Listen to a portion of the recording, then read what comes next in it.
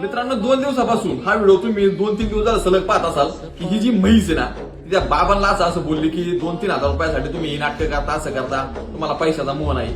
मी म्हैसीला यासाठी म्हणतोय कारण पोरगी किंवा बाई म्हणायची लायकीची असं मला त्या अजिबात वाटत नाही.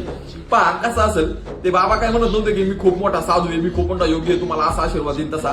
ते फक्त त्या काट्यावरती झोपले होते. काट्यावर झोपले म्हणतो त्यांच्यात कला असेल म्हणून ते झोपले होते. कोणाकडे 1 रुपया सुद्धा मागत नव्हते. कसं असतं जर आपल्याला एखादी गोष्ट करता नसेल ना दुसऱ्याला नावं ठेवणं खूप सोपं असतं. पण ती कोणती असं ना हा व्हिडिओ पहा 2-3 दिवसापासून इतका मनाला लागला ना ती बाई कुठली आहे आणि तो बाबा कुठले आहेत मला खरोखर काहीच माहिती नाहीये.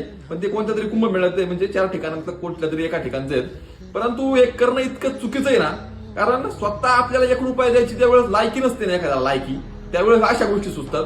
तुम्ही असं करता 2-3 हजार रुपये मागताना आमच्या मेहनतीची कमाई आहे. त्यांनी तुझ्याकडे 1 रुपया सुद्धा मागितला नव्हता आणि ते मागतही नव्हते. ज्या काही लोकांनी स्वखुशीने दिले ते पैसे होते. जास्त नाही ते 2-4 हजार रुपये होते. एवढे काही ते बंगला किंवा अशी गाडी घेणार नव्हते. त्यामुळे अशा गोष्टी करताना आहे ना तुम्हाला वाटत असेल की आम्ही खूप फेमस होऊ त्यांना एक्सपोज केलं त्यांना एक्सपोज केलं. तुमची लायकी पण नाही की त्यांना कोणाला एक्सपोज करायची कारण तुमच्या खिशात त्या 10 रुपये द्यायची लायकी नसेल ना तर अशा बाता करायची पण तुमची लायकी नाही.